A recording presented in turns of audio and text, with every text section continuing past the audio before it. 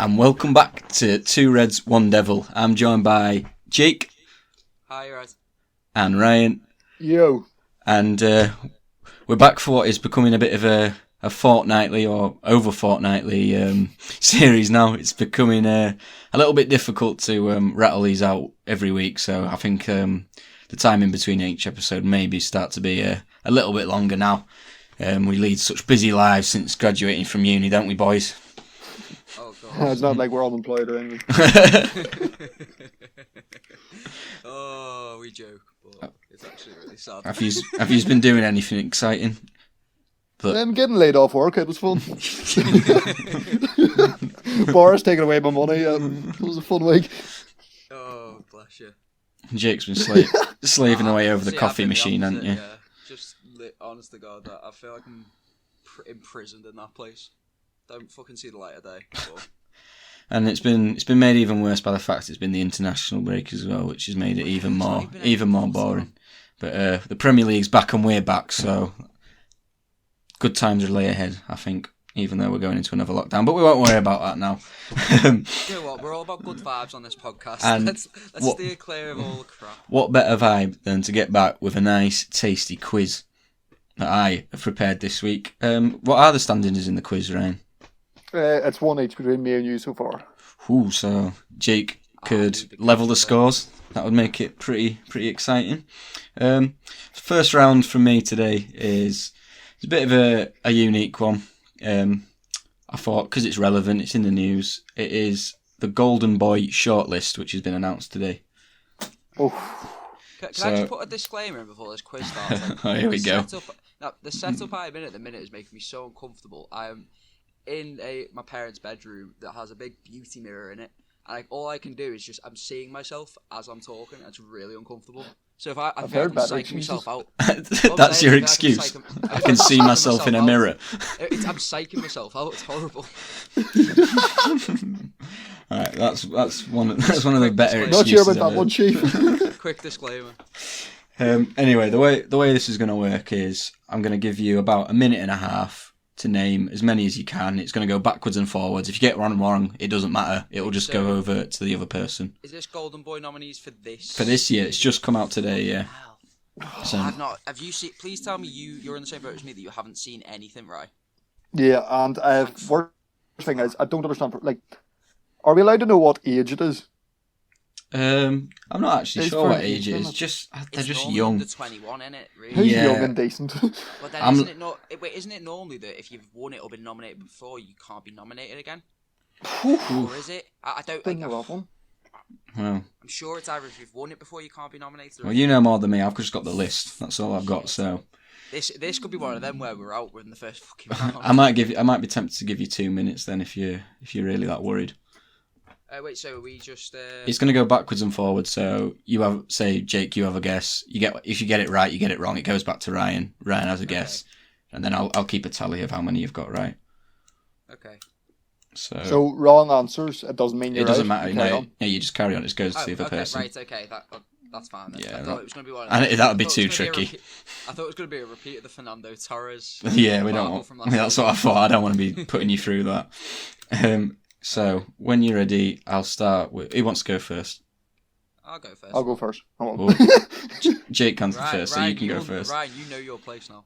Right, so 2 minutes starting... Who's starting? Sorry. Jake is. Jake starting. 2 minutes starting now. Kai Havertz. Kai Havertz is not on there. Fuck. Ryan? Greenwood. Yep. Foden. Yep. Haaland. Yep. Saka. Yep. Camavinga. Oh, shit. Yep. Ooh, Gilmore. No. Oh. Sancho? No. Oh, yeah, sorry, yep. Fucking hell, I thought he'd be too obvious. Mukiele? No. Good shout, but no. Alphonso Davies. Yep. Great shout. Fuck's sake.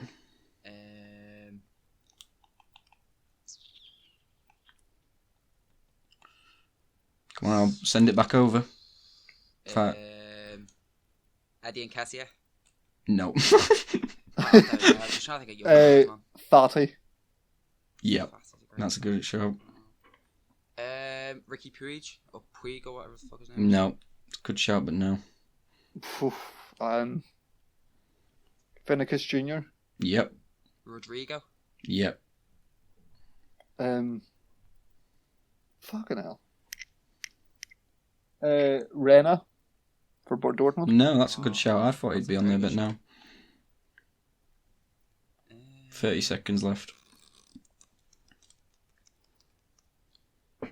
Fucking hell, I can't think of anyone. 5 seconds, it'll go back to Ryan. Oh, I've got some, yeah, but I can't think of Ryan. I may have to send it back. I'm all out, Chief. Your time's up. Chiese? No. That is Just lit it up for QPR. Hey, do you know, no, to be fair, he's a bit of a baller, him. Alright, Ryan, you wait, got... please don't tell me Grady D and Garner's in there either. I'll give you a rundown of the list. Just give me a second, I'll just tally up how many you both got. Ryan, you did fairly well then. Yeah, Ryan did very well. Is there a player from Leon there, like a midfielder? I'll read the list for you. So we've got Mitchell Bakker who's now at PSG. I think he was in Eredivisie. Oh, okay. Eduardo Camavinga, who Ryan got. Jonathan David, who moved to Lille recently. Okay. Alphonso Davis, which Ryan got. Serginho Dest, one that's gone to Barcelona. Fabio Silva from Wolves. Ansu Fati, again Ryan got. Phil Foden, she got. Ryan Gravenberch, I know him from FIFA, but he's at Ajax. Yeah. Greenwood, Haaland, Hudson-Odoi. Did someone get Hudson-Odoi or not? Really? No. Oh, wow. We've got Kuvalevsky. I've probably butchered that name, but the one that's got Juve now. The Swedish winger. Rodrigo, Saka, Sancho. This is another one I'm going to butcher that. Dominic Slabazai, the one from Red Bull Salzburg, Hungarian winger. Yeah. Sandro Tonali, who's gone to Milan. Ferran Torres and Vinicius Jr. So you did fairly well then. You probably got more than what I thought you would, so I'll give you both respect for that. But Jake, you got 3 and Ryan got 7. Oh! So it's a good start for Ryan. Does the scores carry on, or is that a case of 1-0 me with the round? It's such a weird one, that one, because there's so many players where you think, nah, it's too obvious. Like, surely you can't be I don't know, like to Haaland and Sancho. Yeah. I thought. Do you know what I was looking at this list? It's mad how many of these players have recently moved. Out of the ones that I've read out there, so many of them have recently moved. It just shows being a young talent in this market, it pays. But Great. I think I'm going to say the scores do continue. So Ryan, you are going to be on 7 points, and Jake, you're going to be 3, just simply because there's a lot of points up for grabs in this next one. Okay. So because we've got 5 questions each, so you could quite easily take the lead again, Jake.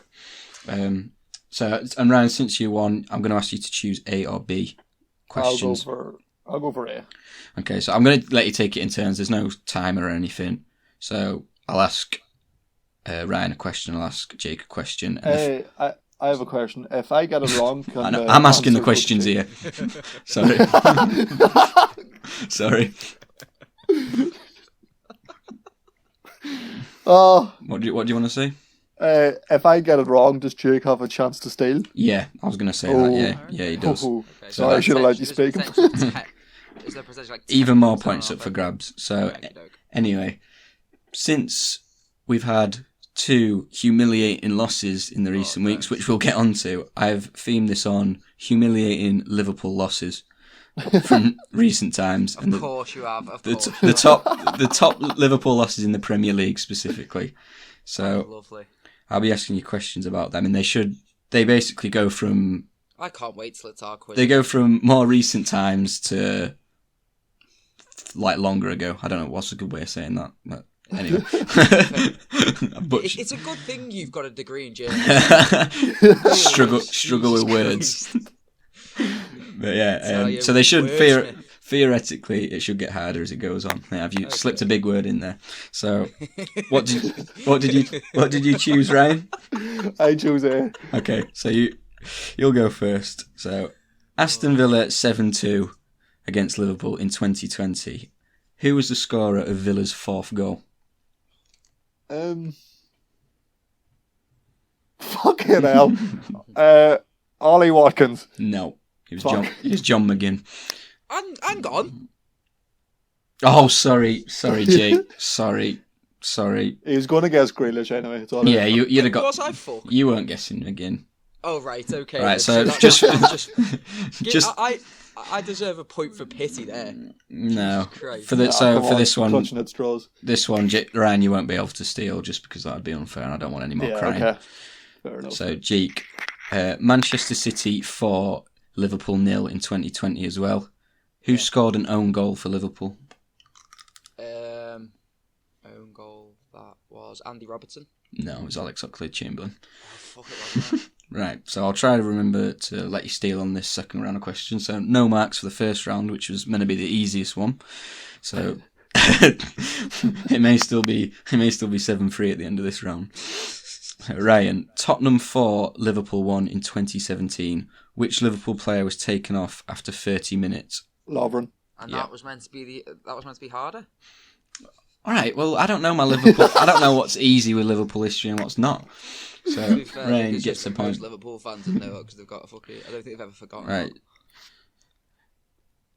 So since you're so good, Jake, Manchester City 5, Liverpool 0 in 2017. Who was playing in goal for Liverpool?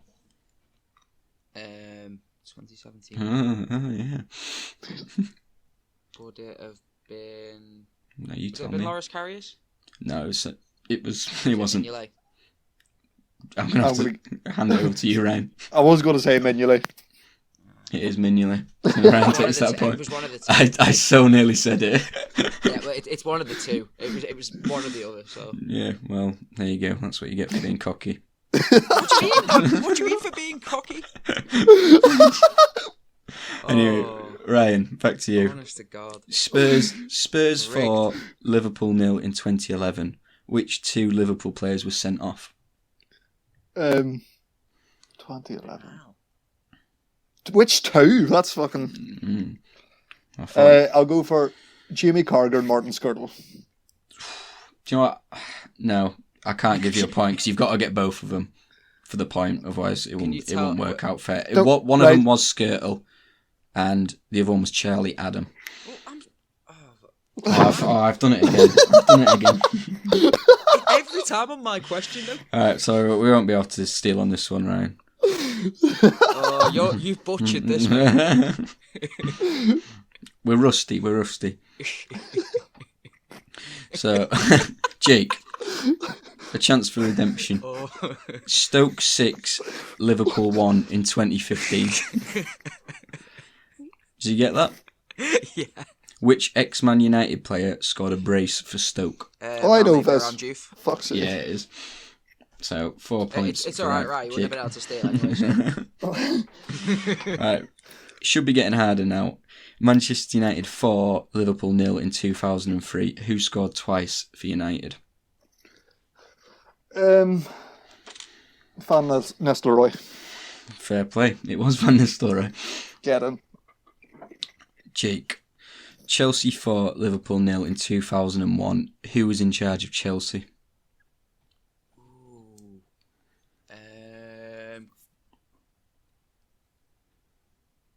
I mean, I don't think it is him, but I'm going to guess Claudio Ranieri. It was Ranieri. Fair play. Ranieri? Was he that early? Wow. You're still in it. And coming on to the last round of questions, which should theoretically be the hardest. We've got Coventry versus Liverpool in 1992. For a bit of context, Graham Souness was in charge. What was the score? And for an extra point, you can tell me the consolation goal for Liverpool. I feel like I know this. It was. I'm leaning towards either 5-1 or 6-1. I'm gonna go for 6-1. I can tell you that's wrong. Fuck's sake! I'm gonna go with 5-1. That is correct. Oh my god! And do you want to have a stab at the consolation goal, Ryan? So just who's Jamie Redknapp. It was Jamie Redknapp, so you get a point back for that. Wait, hang on. If he's waving his... Oh, do you know what? I'm not even getting into it anymore. This Just quiz don't- is... I'm not even questioning it anymore.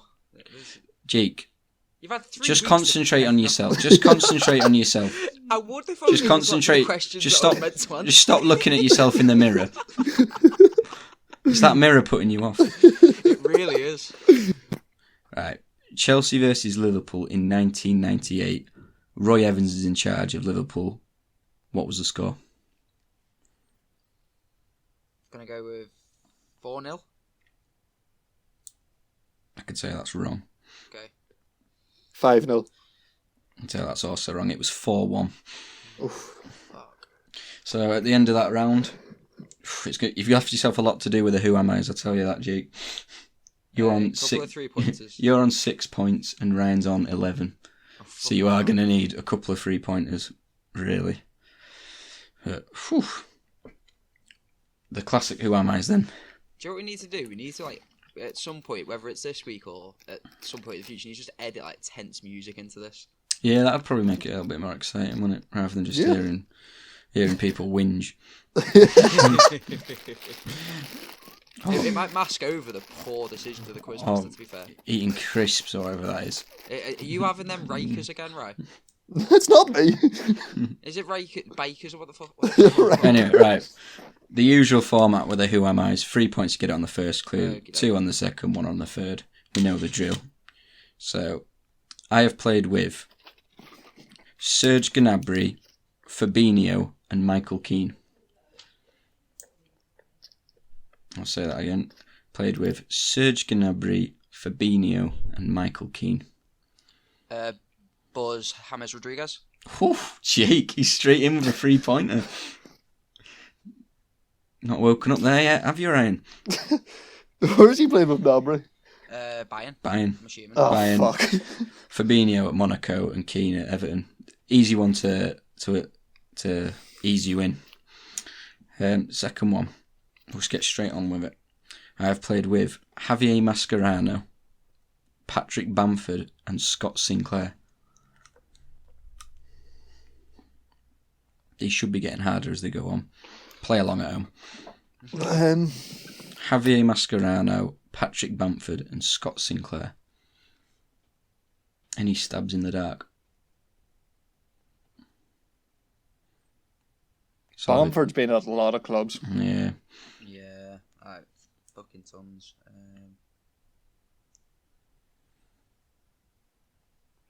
So it's always hard to know whether it's a hard one or not when you make it yourself. But, I mean, I say that I know the last one is definitely hard. Just to tell you that now. I won't bank on any big points on that last one. Mascherano, where has he been? Dunno, mate. You tell me.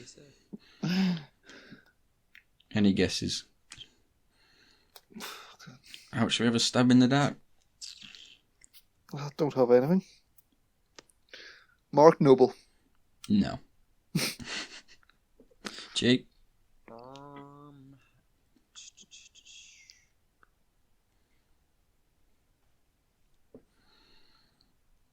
got no fucking clue. I can't even give you a guess, mate.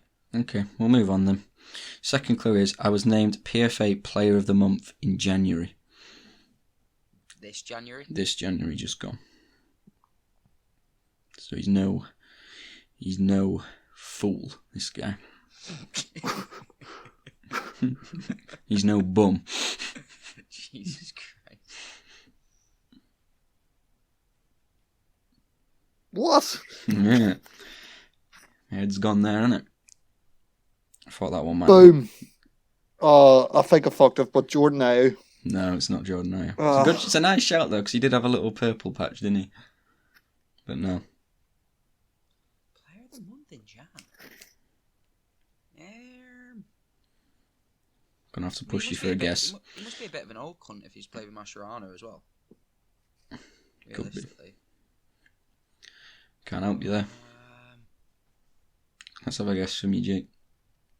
You are 2 points behind at the moment, so this would put you level if you get this. So I would be inclined to have a guess if I were you. I can't even think of where it... Oh, who the fuck's moved from, like... I'll give you 10 more seconds. Just say a name. 3, 2, Not 1. Not a clue. Okay. Final clue. I was signed for my current club from a championship side. Boom, boom, boom. Adama Traore. Yep. Ryan takes a point. It was Adama Traore. Wait, Played- he played with all them then? Mascherano Mascherano at Barca. His one game for Barca. I did check that Mascherano was playing. Bamford was at Middlesbrough, and Scott Sinclair was at Villa. So that is, He was at Villa. yeah, it's a little bit of a tricky one. You do forget he was at Villa. That was So- a good one. Fair play. This is a real head scrambler. Or it might not be. You might get it on the first clue. Who knows? There is 3 points in it, so you're going to need it on the first point, Jake, if you want to take the quiz. Fuck. I'm So- scared. I have played with Fabian Delph, Danny Drinkwater, Jack Rodwell, and Jesse Lingard. An assortment of central midfield talent. This is all at club level. I'll give you that as well. Okay.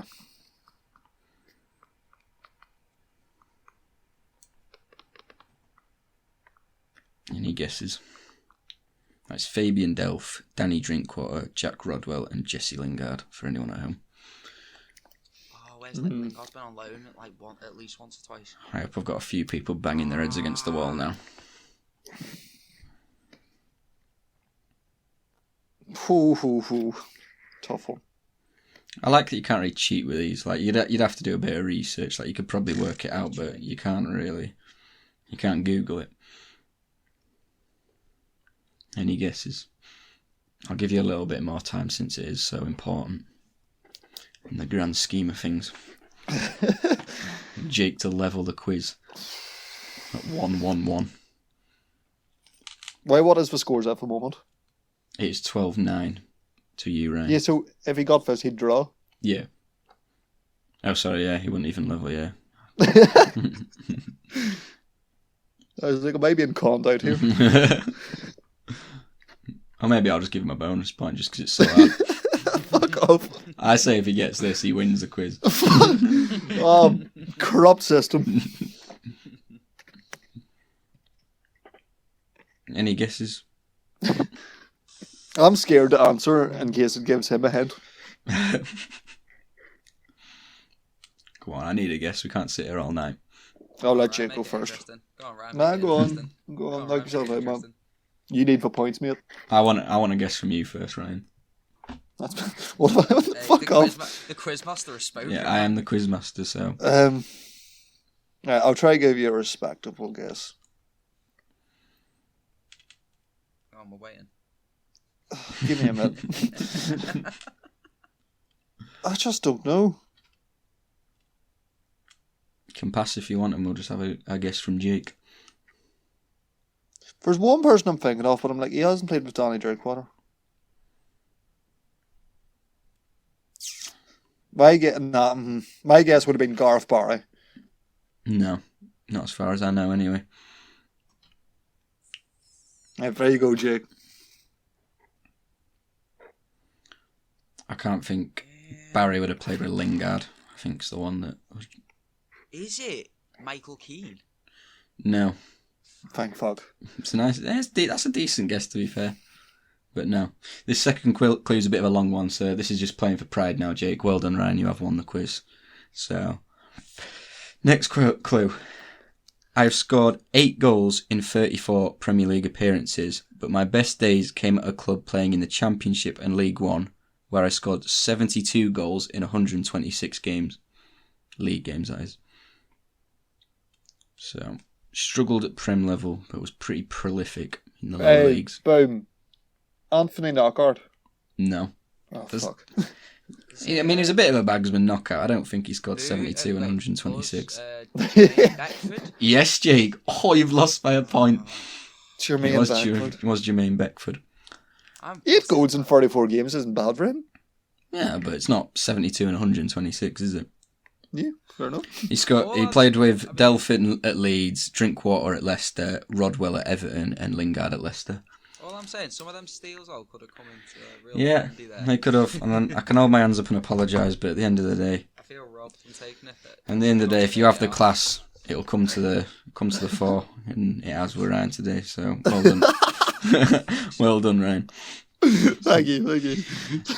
Anyway, I think we should get on and address the two big stinking elephants in the room.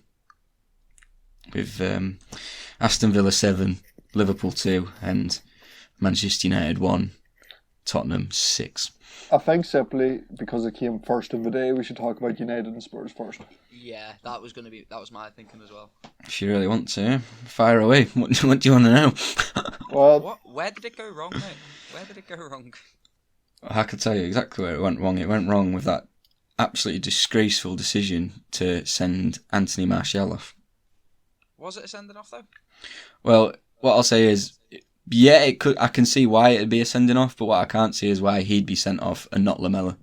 Do you know what? My whole, I agree with you. I think it was very soft, but all I can think of whenever I see that back is that that clip of Mourinho in that Tottenham documentary going, "You've got to be cunts. Yeah. Not stupid cunts, intelligent cunts." Yeah.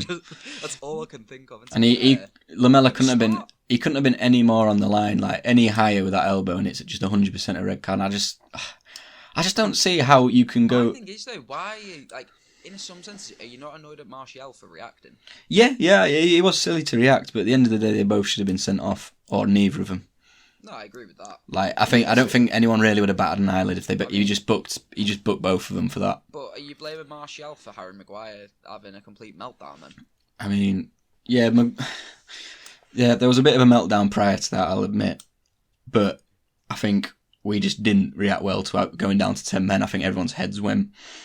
But do you think that's a reasonable excuse for losing 6-1? No, I don't think it is, but I think we did just struggle with 10 men and we weren't prepared for it. Everyone lost their heads, which can happen, which it shouldn't, but it did. And I just think before that happened, I thought it was going to be a really, really good game. I thought it could have been 5-5, to be honest. Because we were looking dangerous going forward, and obviously Spurs were ripping us open at the back. Well, you scored first, didn't you? Yeah, we scored first. We looked good. Like when we went forward, we looked good. Obviously, whenever Spurs went forward, they looked like they were going to score every time because we looked so shaky at the back. But I remember Rashford hitting the post as well, so you did have chances. Yeah, 100%. Like, the thing that really for me, I know you defend him to the hilt, but Harry Maguire, man, he's been so poor, especially in that game. That really brought it to the forefront. But yeah, I've never seen a defender fuck up 3 times for the same goal in the space of 10 seconds. Yeah, I'll admit he was very poor against Tottenham, and I am starting to think now he needs a break. Like, would you start up against Newcastle? Which goal was it where I don't think I would. He scored it in the end. Where I think he's went to head it back to De Gea. Yeah. Fucked up. Then he's went to play a pass out or something, and then he's ended up rugby tackling Luke Shaw out the way. To then that was the first goal, wasn't it? Was that the first goal?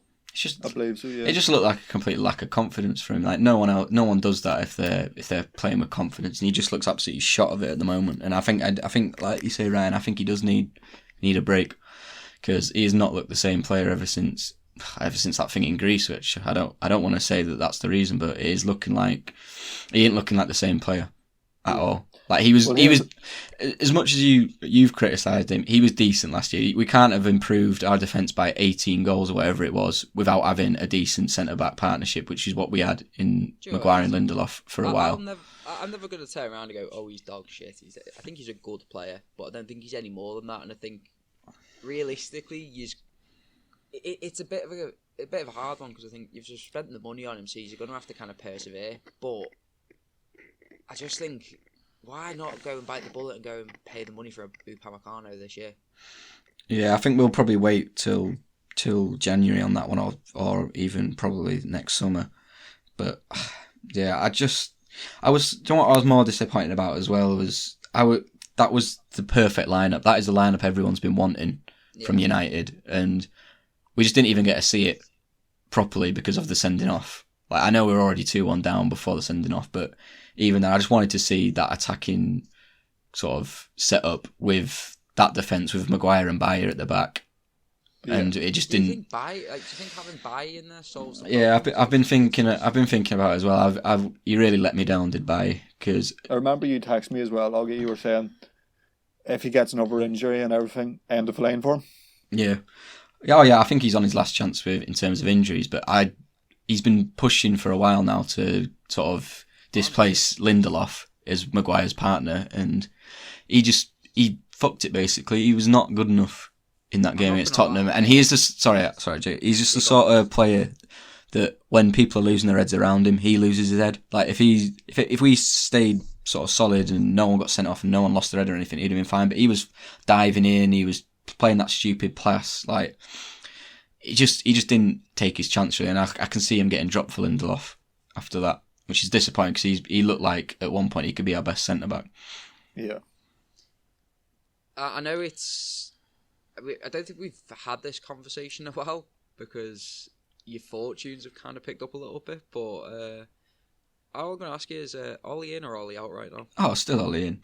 Yeah, this was my next even question. Though your best player has a complete lack of faith in him now? Like, is that not worrying? Well, if you've not been...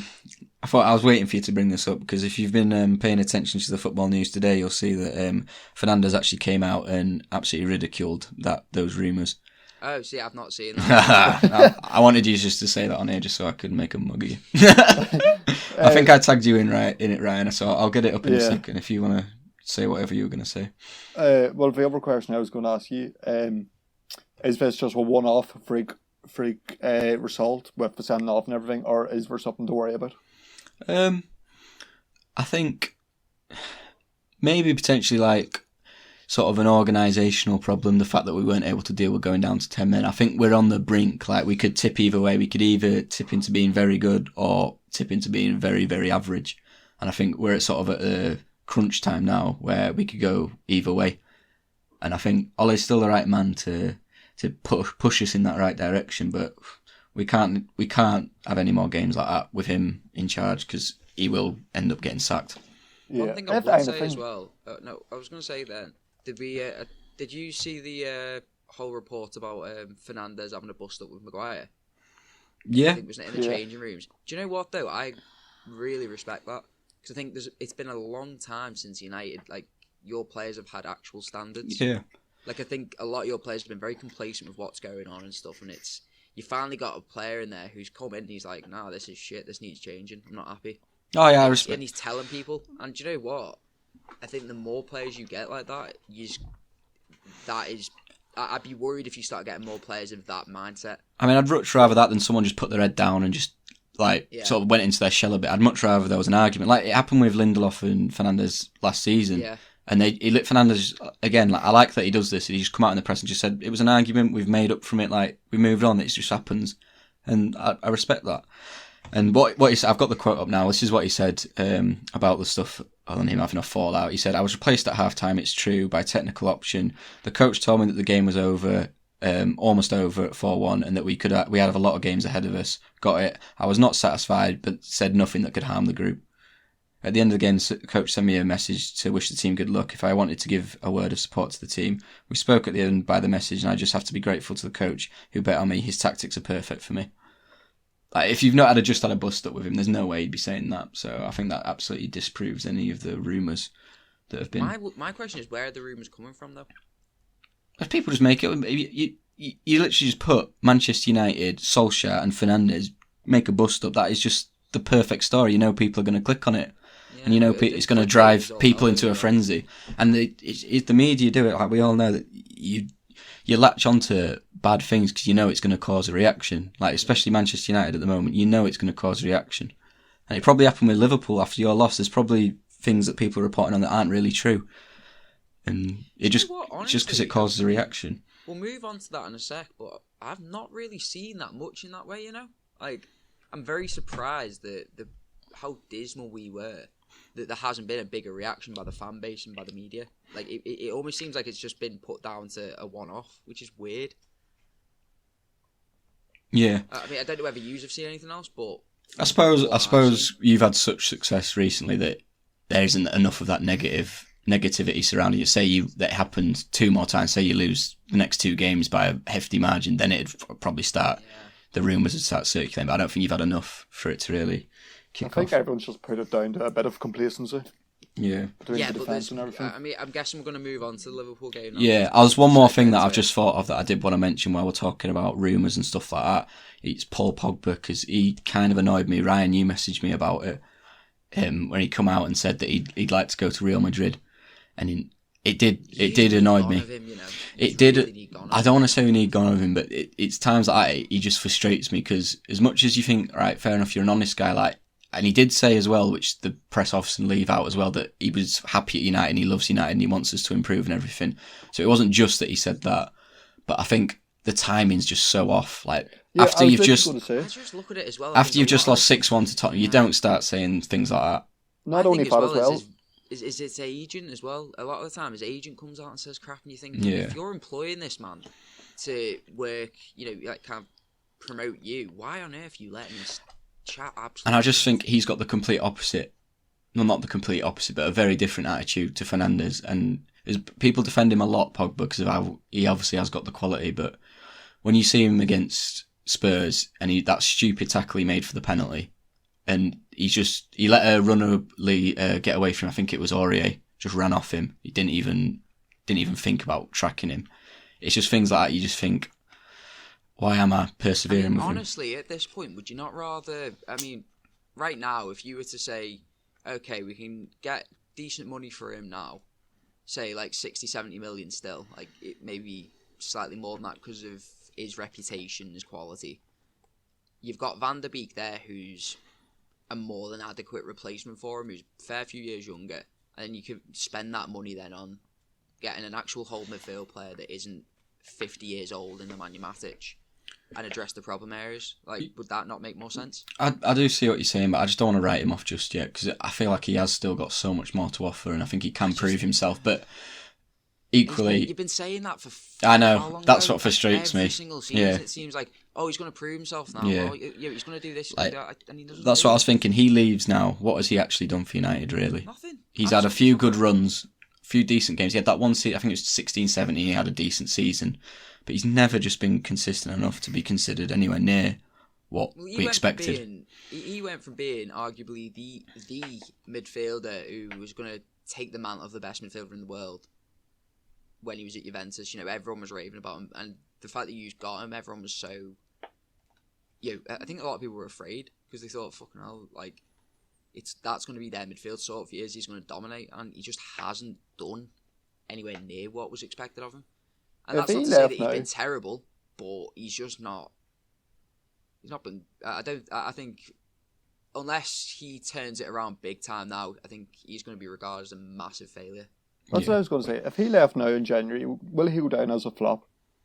Judging by how much he signed for on the because of the price. Because of the price tag, yeah, I'd say he will be, yeah, which is frustrating, but you can't argue it really. There's no defending him. The price tag, though, I don't think it's even just the price tag. It's the actual quality he has and the output he's given has not been what.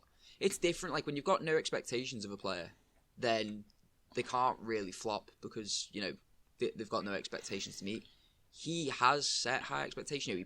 He's played so well for France, so well for Juve, and it just seems for United he's not the same player. It is just the hope that kills you with Pogba. Like, so he come on against Tottenham after he had that long injury layout, and he won the penalty, and you think, wow, it's going to be such a treat to have this player back in the team. And then he starts the season, and he's just below average. Yeah. And he's just, even this international break, he's put in a worldy performance for France, and then is he going to come back and do that in United shirt? I don't know. I don't see it, but I hope he doesn't prove me wrong. Yeah.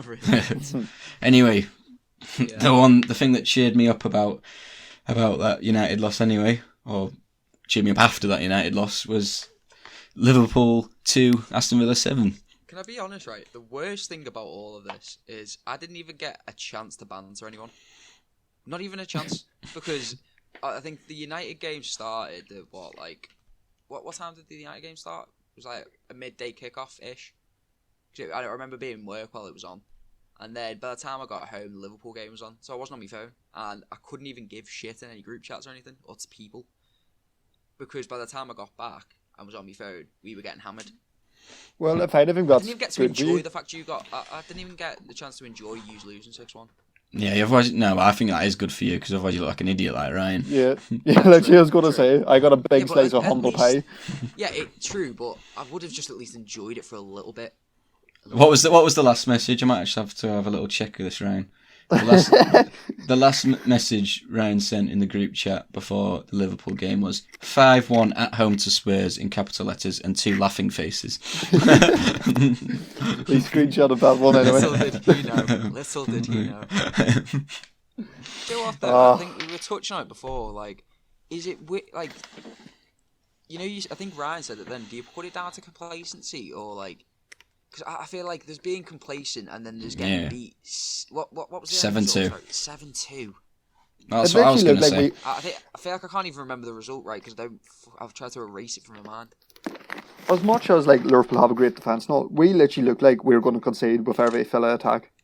Honest to God, I've never seen a player have as good of a game against us as Jack Grealish had. He was a joke. Serious joke. Yeah, being complacent, slip into a 1-0 defeat at Villa, not losing 7-2 and looking like you're going to concede every time you touch the ball. 7-2 is a meltdown.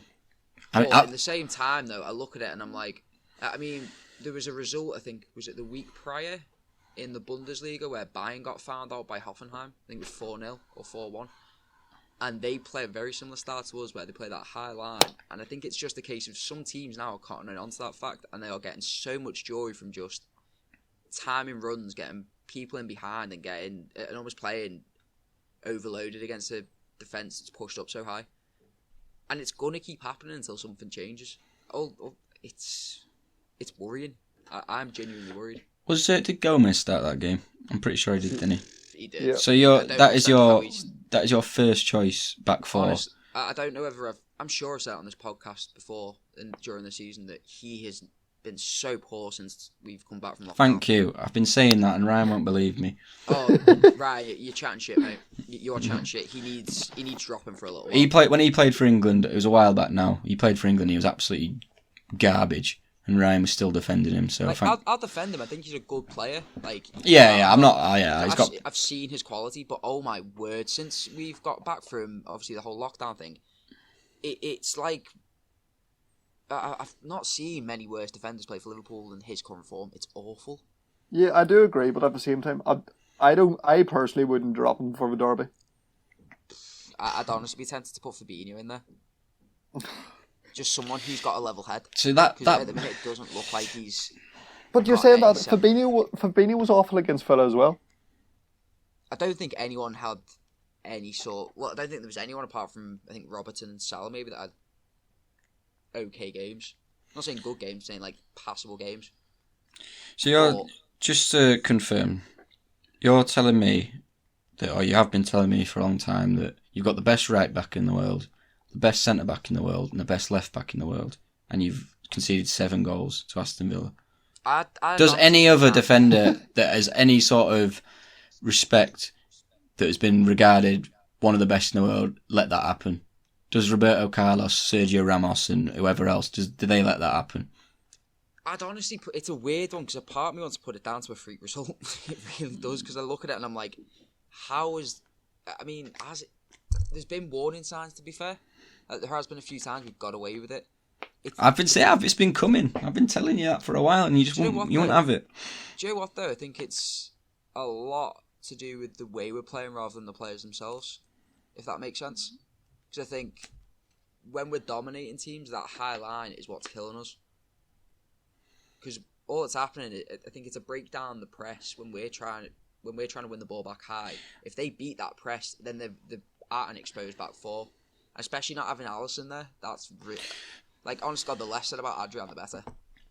So when you play well, it's the players, but when you play badly, it's the system. No, I think it's a mixture of both. You can have a bad game, but I think the system is any system you play in football can be flawed and can have holes pinned at it, poked at it. I just think at the minute, I don't think that defence looks cohesive playing that system.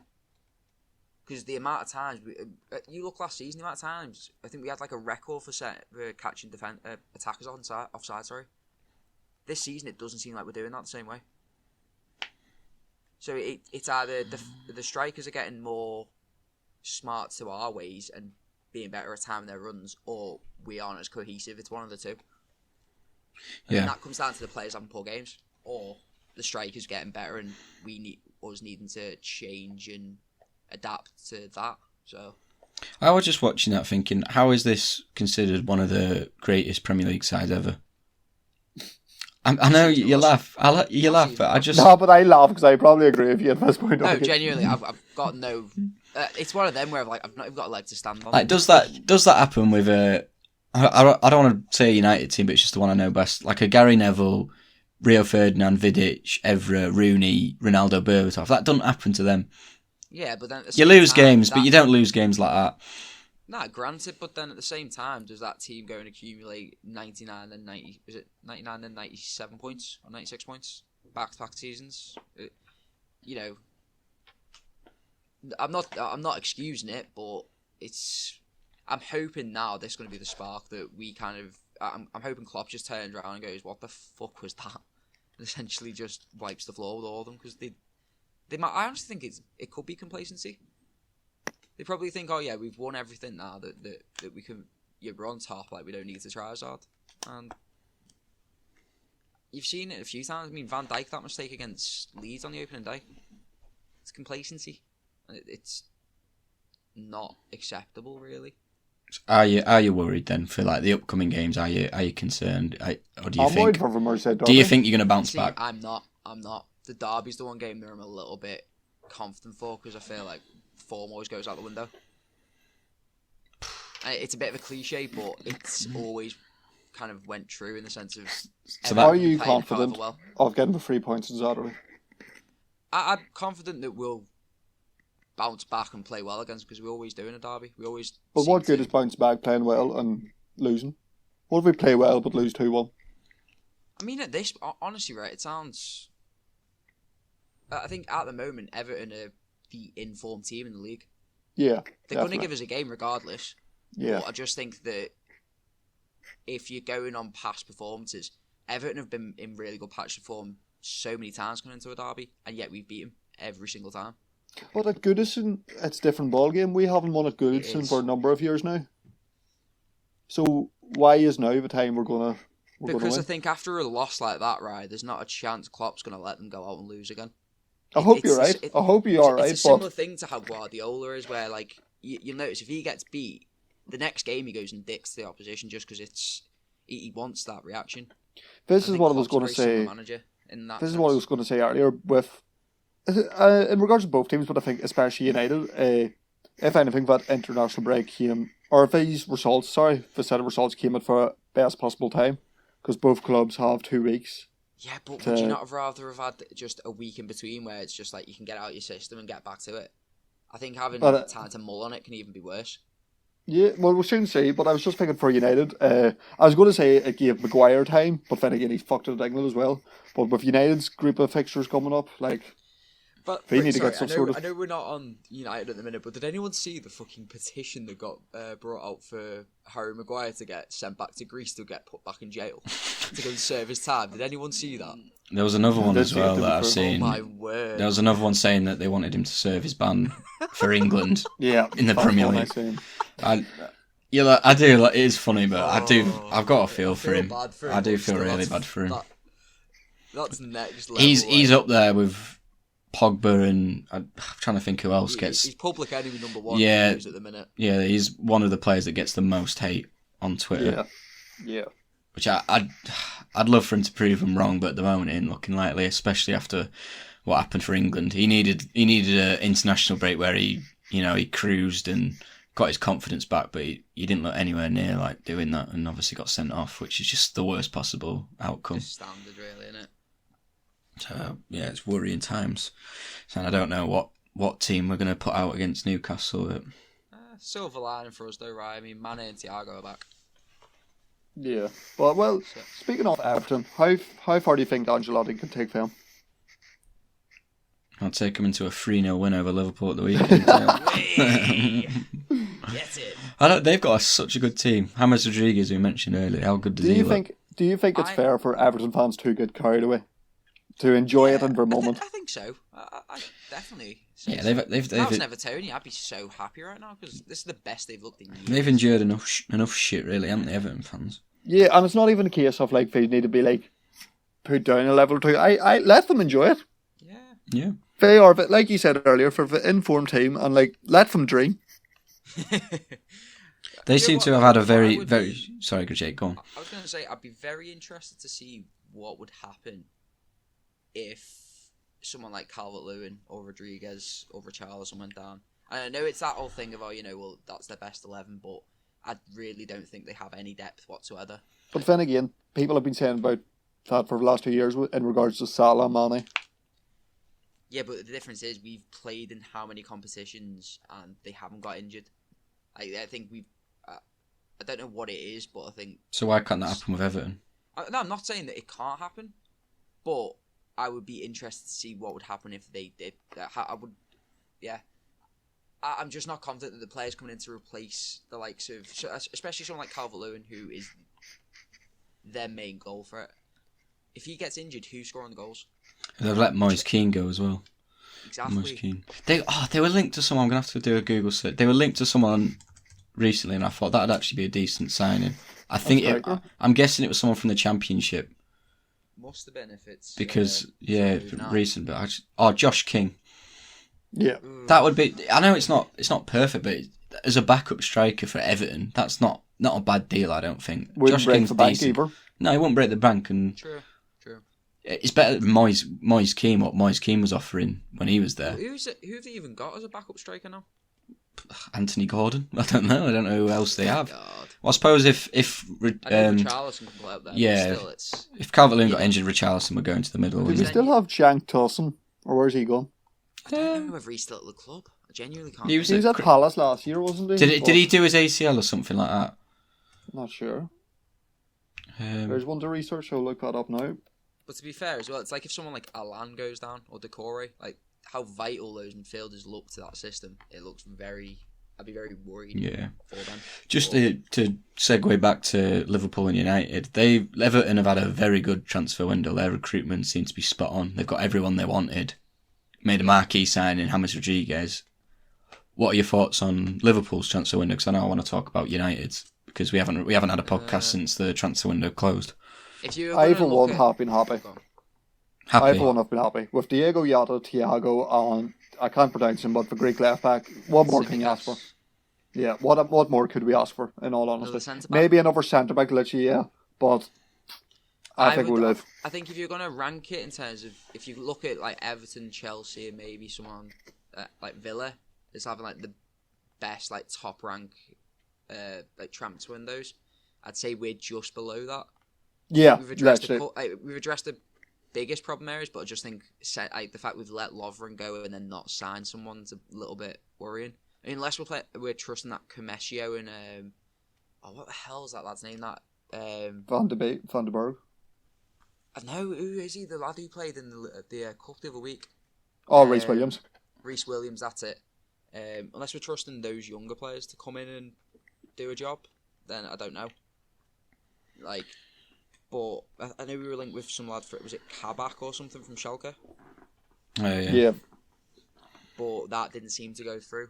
I do think we are one centre back light, especially with Matip and Gomez's injury history. I suppose Thiago's not had a chance to get going really yet, has he, because of his coronavirus. So that'll probably sort of bump your transfer window up a few notches when you get to see him play a bit more.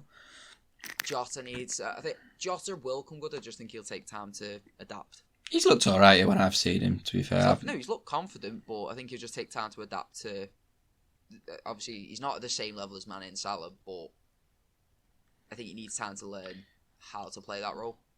For us, anyway. But, I mean, I'm not being funny. Every time he goes on an international break, he seems to score a couple. Like, braces and stuff, so... Scored 2 last night, didn't he? In hindsight, would you have replaced Adrian with someone perhaps a little bit more assured as you back up? Yes. 100% yes. Because he's cost us so many games over the last season he's been here. Like, people harp on about, we didn't lose a game in the league when he was in goal. Yeah, because we we had a defence that looked solid in front of him. And he got away with a shots. few mistakes as well, didn't he? He did, got away yeah. with a fair few. And, Yerry was in goal for the Chelsea game in the Super Cup, was it? Yeah. But, one-off games. Yeah, that's the then you look thing. at- I remember you the look at talk the about Atletico Super Cup game. game, Jake. Go on. For when you were on about against Chelsea, where he was deemed the hero for the penalty shootout and everything. But yet it was his mistake, which cost us a goal in the extra time, which led to penalties. I've honestly, right, I don't even look at... I look at the keepers we've had recently. I feel like Mignolet, out of the ones we've had recently, has probably been would be the best option as a backup goalkeeper, as someone who we should have kept, as long as he would have been happy. Because, albeit he's crap at his feet, but he is a very good shot stopper, and you can count on him to make saves. I think Karius' head went after the cup final, but Adrian just doesn't even look... He can't kick the ball, and then it doesn't look like he can save anything either, so what good is he? I'd honestly rather throw that young lad in goal, that Kelleher.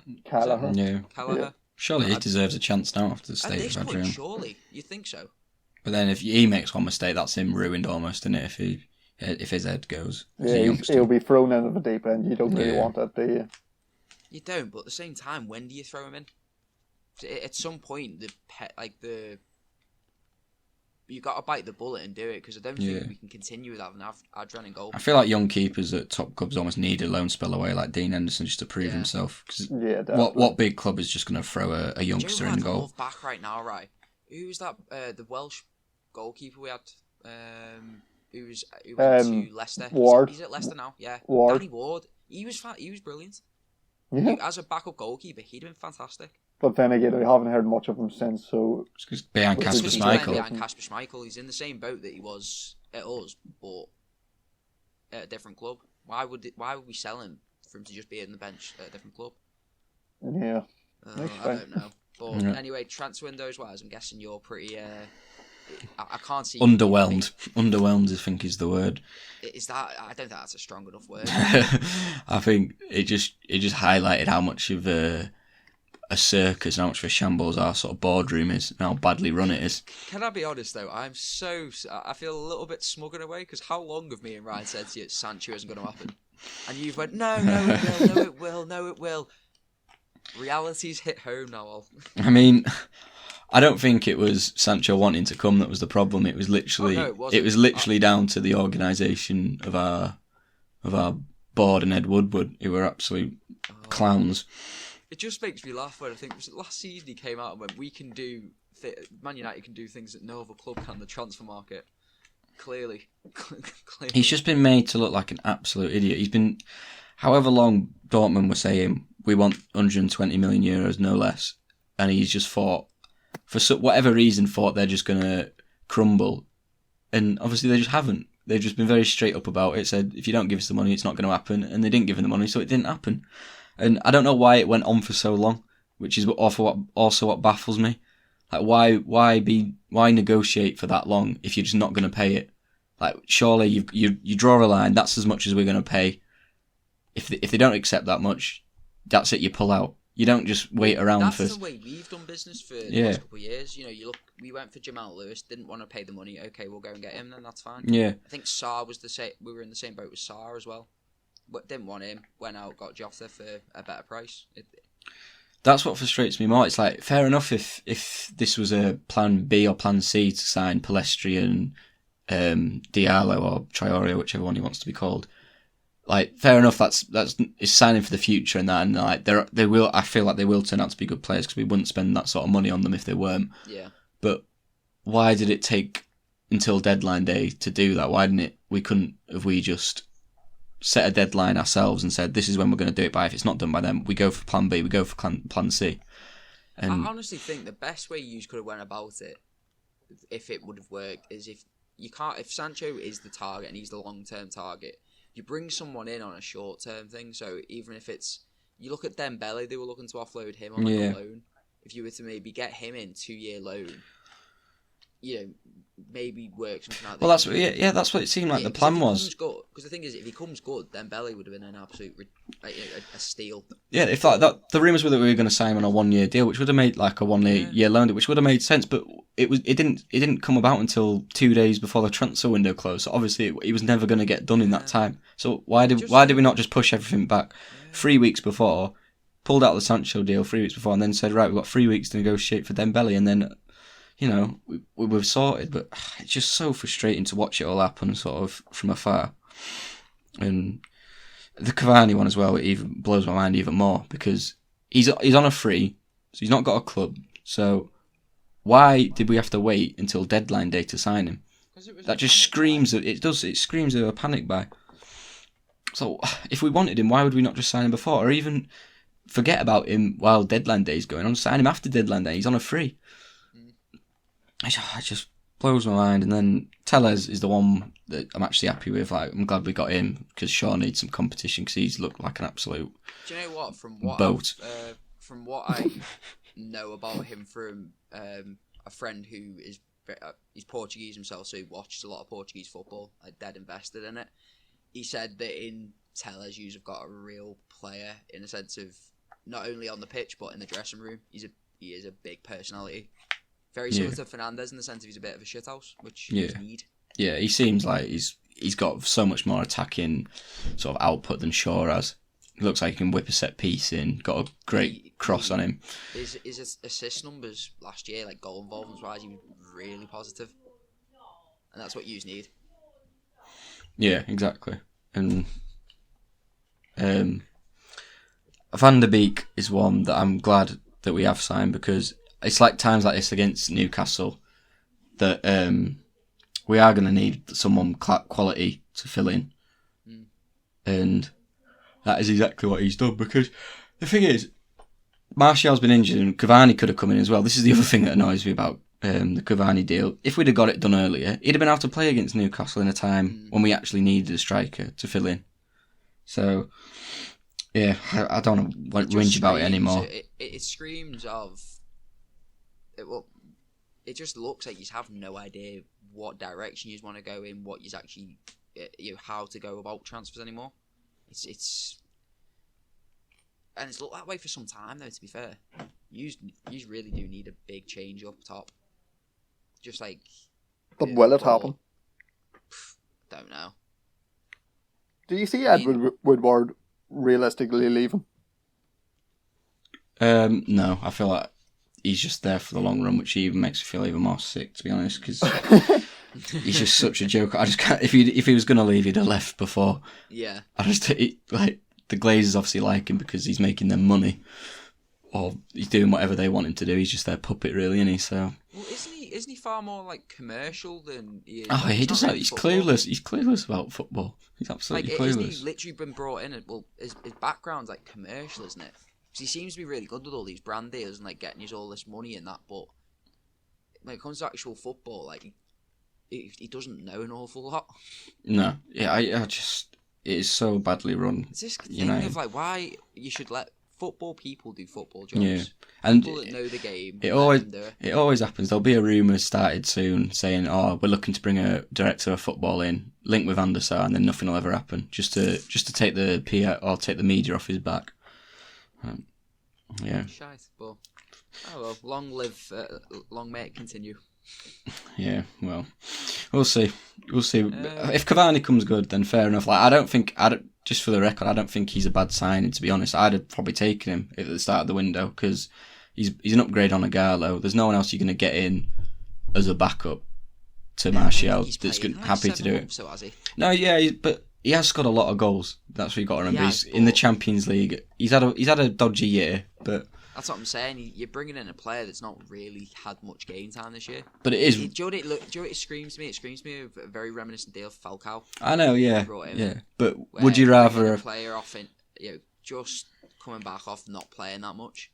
Obviously, you've got proven goal scoring prowess and a ton of ability, but just won't do it for you.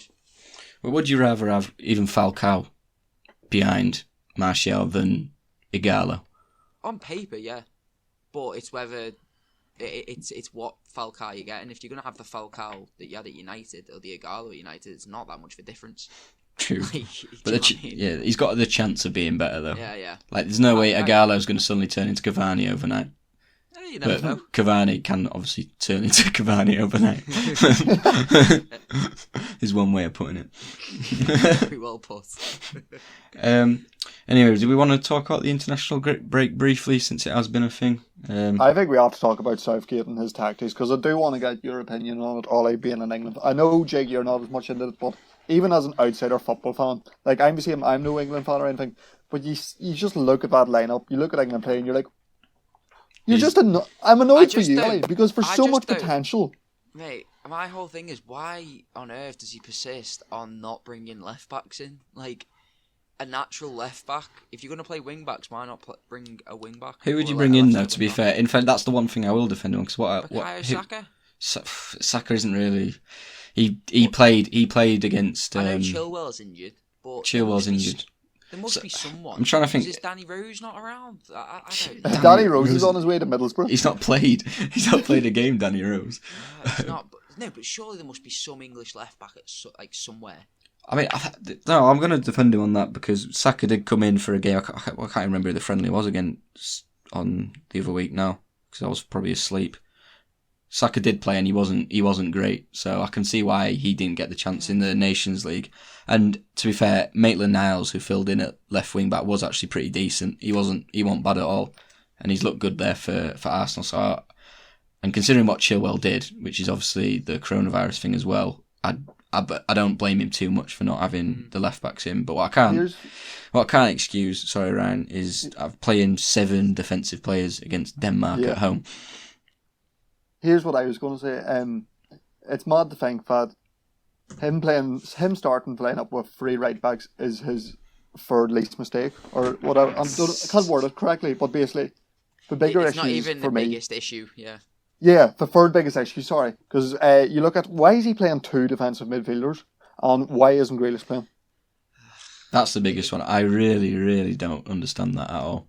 He has this thing against Grealish, though, because you remember, was it a couple of weeks ago in the press where they asked him, what did you make of Grealish's performance? And he started going on a tangent about Mason Mount. Yeah, he's done it twice now. God, honestly, right, Mason Mount must be the best trainer in the world. He must be fantastic to have around the training ground or something. Because Lampard loves him, Southgate loves him. He can have an absolute stinker. I mean, to be fair, I rate Mason Mount. I think, which one? I can never remember which one he doesn't like him. I think it's Ollie, innit? To be in fairness, I'll admit, he was alright the other night against Denmark. I think he's a good player, but he can have an absolute stinker, and neither of them seem to want to criticise him. I don't think the problem's Mason Mount. It's the problem is Grealish not playing. It doesn't matter who's there. It's why is Grealish not playing? No, literally. When he's literally putting a man of the match performance in a friendly and then doesn't even get any minutes in the Nations League. How can you justify that? Do you think it's something to do with the fact that because he plays for Villa and they're not a fashionable team to be picking from for the national team? You say that, Jake. Calvin Phillips has been, as I like Calvin Phillips, he looks like a baller, but he got a call up before he got his Premier League game. So I understand why you'd think that, but it can't be for reason. Is it because... I think it must be a personality thing. It must be a personality thing then, because, I think it must be something to do with the way he trains or the way his attitude or something. But it doesn't matter if he's playing well. Because you look at him, he seems fairly professional when it comes to the actual football side of it. He's Villa captain. Whenever he speaks, he says the right things. But he does, to be fair, he does come across as he's got a big personality. So whether it's him clashing with Southgate, God knows. But the thing is, as well, we haven't heard much from him. Like, Grealish hasn't came out and bad-mouthed Southgate for not selecting him and anything. So he has kept it respected. He's kept it professional. In a sense, he's probably doing that just to keep peace. Because I feel like if he starts coming out and attacking in the press, I mean, he's already on the fringes at the minute for England. There's not a chance he's going to get a call up if he's constantly at Southgate's throat while Southgate's But how long is he going to keep quiet? He's literally at the peak of his career. What more can he do? He started the season brilliantly. He tore Liverpool apart. Like, what else can he do? I think Southgate needs to find a system that isn't 5 at the back, really, that works. Because maybe he's just worried about the lack of quality at centre-back, which is why he plays 3 centre-halves. But just the way that it's set up, we almost struggle. We haven't really got a box-to-box midfielder sort of to play next to the holding midfielder in that formation. I mean, there's a few that could maybe do that. I mean, you look at... I know Henderson's been injured. Yeah, it's like that. Even Henderson's a little bit uninspiring to play. Like if you saw Rice and Henderson, like Chamberlain, someone like that would be good. He's a bit more dynamic. Yeah, who can offer a bit more. But like you see a duo of Henderson and Rice in the middle in front of a back five. It's just disgusting, isn't it? You don't need that many. The amount of attacking talent England have got at the minute. Why do we play so defensive? You flip that round and say, all right, Henderson and Rice, or Henderson and Phillips, or Phillips and Rice, and then Grealish in front of them. That's a completely different ballgame, isn't it? If you're playing 4-3-3, and then what do you think, Augie? Seeing as it's not long till the Euros now, do you think he needs to change formation, or do you think it's kind of stick with it and just find your best players for the five at the back? I'd say change formation. I think in a lot of senses as well, the way that he keeps persisting with five at the back. I know I was listening to another podcast. I can't remember which one it was, but I agree with it. You're not getting the best out of the fullbacks you've got by using five at the back, because albeit they're technically meant to be more advanced up the pitch. Someone like Trent Alexander-Arnold is not a wing-back. No, yeah, exactly. We're not getting the best out of our best players, which is surely what you'd want to do. You look at where he plays for Liverpool. Primarily, he plays deep. It's almost like he plays in a very similar area of the pitch to Kevin De Bruyne, where he's getting the ball almost 30 yards out, but to the right, and being able to play crosses from deep. Now, why is he being asked to go to the byline when that's not his game? You know, you're having someone like Kyle Walker being asked to play as an auxiliary centre-back because needs must. I want to see him.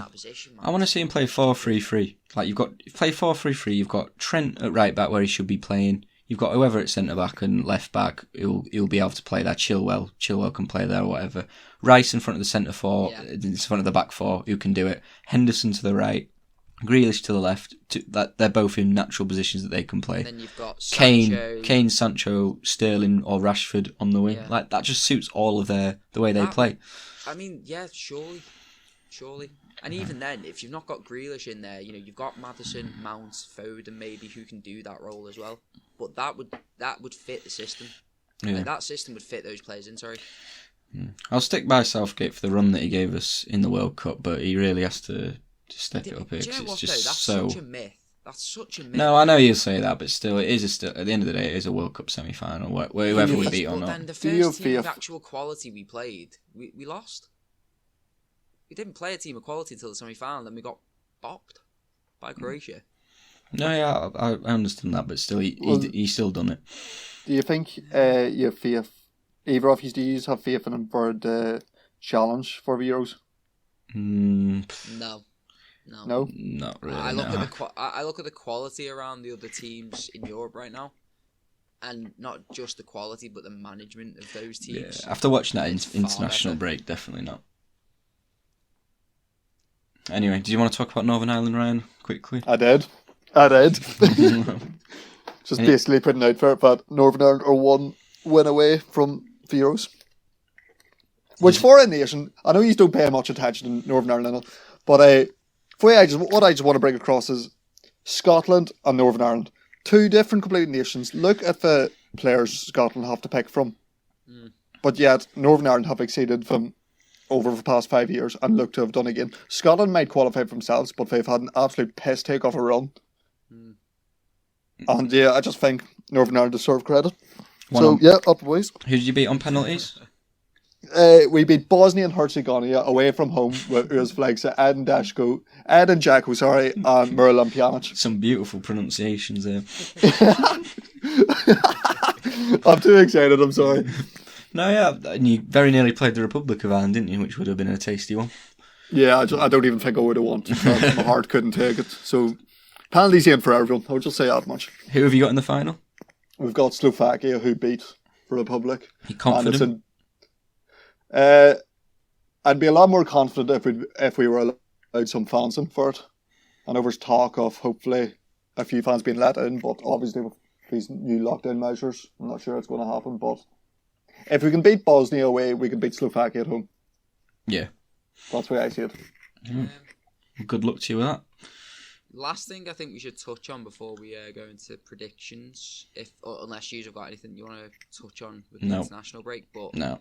Obviously, the big news involving both Liverpool and United over the last week or so has been this project Big Picture. Now, what do you think about? It does. I Sound, honestly think the supposed regulations that were meant to have been proposed and what it could have meant for the Premier League if it was, because obviously it came out today that they're not going to go with it. It's been scrapped, but I honestly think if it went ahead, I would lose so much interest in the sport. seriously, To the point where I don't think I could carry on doing this podcast. I don't think I could carry on watching it week in, week out. But why though? I'd leave because I don't want guaranteed success. Why? What right does the top 6 clubs have? Yeah, I Like, agree. I just do not get it. It is Why such- would any Liverpool or United fan want that? They Do you know look- what, though? they- What I will say, I'll play devil's advocate here because I do agree with you that I think it is essentially a power play by the bigger clubs that have a lot more control. But if you do look at the benefits of it, it does make a lot of sense. There's other ways of doing it. There's other ways of helping there is, granted. the other clubs. Like that is not the way to. The way to help other clubs is not to guarantee the security of the biggest clubs. Like there's other ways of doing it. That's It's why the we way like they've gone football. about it. Is the jeopardy of it. Like Yeah. no matter how big Man United are, if they have a The one abysmal thing season, they'll get relegated. That should be Do you know the, what? Yeah, the one bread and thing butter. The one thing I do like about the proposal, or I did like about it, was the idea of the would it have been the third relegated team or the third team in the relegation zone would have went down and played in the playoffs, which I would think Yeah, would have been it quite looked interesting. good. Like, That- that would have been so interesting. Yeah, like little changes like that, I don't mind. But we don't need wholesale changes. The system works. It's just about I think, spreading the wealth and spreading the support across I think all the it's leagues. It's going to be hard to though, because I think at the minute the big clubs are not going to accept getting. Because I think was it something to do with I can't remember exactly how they wanted to structure it, but was it they wanted to give more money to, or the money that they were getting for the FA, or from the FA, the big clubs wanted to almost delegate that down the leagues and put that into other aspects of football. Yeah. So they could sustain themselves in return for a bigger proportion of like voting rights in a sense. Like that's how I've understood it. I could be completely wrong, but Yeah. the concept makes sense, but it's a little bit disgusting. It makes me feel a bit grotty that Liverpool were one of the ones that were really big proponents for them. Yeah. So, This is something that I heard as well. You will have to correct me on this, but you know, this all started with Liverpool and United spearheading the idea. Yeah. But then I might have been heard something different, but I heard on the news yesterday that all 20 teams came out and rejected the proposal. Which I don't understand. If Liverpool and United really wanted it, why would they? Yeah, I think I know did see it that was- as well. Well, I know it was all. I think it was people that were within the clubs of Liverpool and Man United. I don't think it was the clubs I don't know whether it was the clubs themselves, but it was key players from both clubs. Yeah, it's a proposed strange the one. idea. Because I mean, wasn't it? Was it? Who's the head of the FA at the minute? Because didn't he? Was it the head of the FA, the head of the Premier League that approved it as well? Really? Oh, Yeah. I can't. Yeah, I can't remember. I've been writing about him today. I can't remember his name. But anyway, we're probably not qualified enough to be It was Thingy Parry, wasn't it? Rick Parry. Rick Parry. Isn't? Yeah. I think he's the EFL or something like that. Anyway, we're probably not qualified enough to be ranting about stuff like this. But it sounded like a fishy idea anyway. Something didn't seem right about it. Another fishy idea. Who's paying 15 quid for Newcastle against United this weekend? Oh, that's a disgrace as Wait, well. sorry, what? Have you not heard this? £15 for pay-per-view for games that kick off at 3:00, or there's a few other select other ones as well. Seriously? Yeah. I haven't And seen Leicester that. Oh City my were the word. only team to reject this idea out of the 20. Yeah, of course, because all these... To be fair, it's... Don't defend it. No, I'm not defending it, but I do look at a lot of... Obviously, everyone in this current climate and environment is struggling. Well, yeah, no, I get that, but... economically, so I think you look at how much money each. Yeah, but think, uses. say you get 20,000 people to a game. Yeah. That's pay 20 quid a ticket. What if you get 100,000 people watching it from home who pay a fiver for a ticket? No, I think the price of it's a bit disgusting. I think but there should be a five. Yeah, I think the concept. I think is 15 quid's. No, yeah, I agree with that, but What they're probably looking at is they're looking at the average price for a Premier League ticket is like what, upwards of 30, 40 quid. That's completely different going to a game though than watching it on TV. No, it is. I'm granted, I agree with you, but for the right to watch that game, because you think if you get pay-per-view, that's potentially up to 5-6 people could be watching that in the same household on one pay-per-view. So you're paying £15 for one ticket, essentially, or for like 6 tickets. I honestly think if they came out and said it was $4.99 for a game, I think everyone would be like, that's fair enough. I'd pay $4.99. They would be, but then it's one of them. Like these clubs at the moment are just trying to find any way they can to get money again. Because there's a lot of clubs that are struggling for revenue and that. Oh, I'd like to know how many people are going to tune in to watch West Brom Burnley on Super Sunday and pay £15 for it. I'll stick to VIP League. Literally. Anyway, predictions, Ryan, because we're getting on for time a little bit. Right, predictions. We'll go straight. Will we talk about the scores previously? Yeah. Yeah, might as well. Yeah, go on. Well, see how we did. Wait, hold on. Can I just point out, right? I think I put this in the group chat and I got no response. My rogue shout came through. Yeah, I think it's because it wasn't very rogue, so... You know what? We'll give it to him. Let's see him bottle this lead. So at the scores with now your rogue shout, it's Jake, you're on 14, Augie's on 9, and I'm on 7. Was it Lamptey to get an assist? It was indeed. Fair play. It was a proper shithouse assist because he got it for a penalty. I fucking love that. So let's watch you bottle that. Hey. Right, but predictions. We'll start off with Merseyside Derby. 3-1 Everton. You know what? It actually could happen. I shouldn't laugh. Yeah, do you know what? I'm not even going to turn around and be like, you're completely chatting shit there. It's an improvement from the last result. If we'd done a podcast the other week, I probably would have predicted the Villa result. Oh, go on then. Ollie Watkins hat-trick. You would definitely have said that. No, to be fair, I think you would have predicted that. I just don't think you would have predicted 7-2. No. Would have been generous and predicted 5-2. I'm going to go with 2-1 Liverpool. 2-1 Liverpool. What I find my mad about this game is 0-0. I'm pretty sure it's finished the last 3 times good as the park, but this time I'm going for a goal thriller. 3-2 Liverpool. Ooh. And then next up is City at home to Arsenal. Game. City at home to Arsenal. I'm going to say 2-2 against Pep. 2-2. City have usually demolished Arsenal at home in recent years, but like you said, Arteta has got them playing, so I'm going 2-1 City, just about. I'm going 3-0 City. Don't get me wrong, I think Arteta's a good manager, but I think at the minute Aubameyang being played out wide left and him persisting with Lacazette up front is doing them no favours. You think the master's gonna slap about the apprentice? I really do. I think he's gonna give him a real lesson. Next one. Newcastle at home to United. Ooh. I'm gonna say 2-0 United. 3-1 Newcastle. It's gonna be unconvincing, but we're gonna get it done. I also went for 2-0 United. And then Spurs at home to West Ham, London Derby. Ooh. Both teams in kind of good form. That could be a really good game. It's West Ham. Yeah, West Ham are on the back of 2 wins. Mikel Antonio's been absolutely balling. Jared Bowen has been balling. Yeah. 3-2 Spurs. I've went for 2-1 Spurs. Who's at home, did you say? Sorry, again. Spurs. Spurs are at home. I'm going to go with 3-1 Spurs. 3-1 Spurs. And the last game of the weekend, which is another tasty one, Leicester at home to high-flying Villa. Ooh. Who? I think we're going to be treated this week. 1-1. 2-0 Aston Villa. Whoa. Yeah. 1-1. I think they're going to be riding high off that result against us, and I think Leicester looked a bit poor recently as well. 1-1 for me. They beat City 4-1. No, they did, but then did you see in the week after again? Was last game West Ham? Lost against West Ham. Yeah, fair enough. Dreadful. Complacency all over the place. What was your result, Augie? Sorry, 1-1. 1-1. I've went for 1-0 Leicester.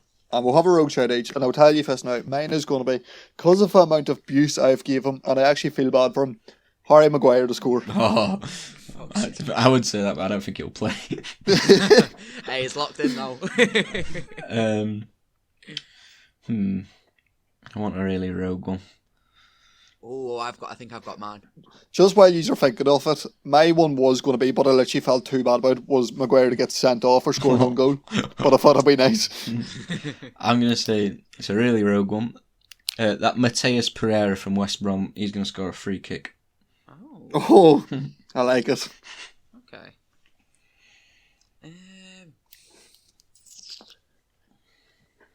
See, I don't know.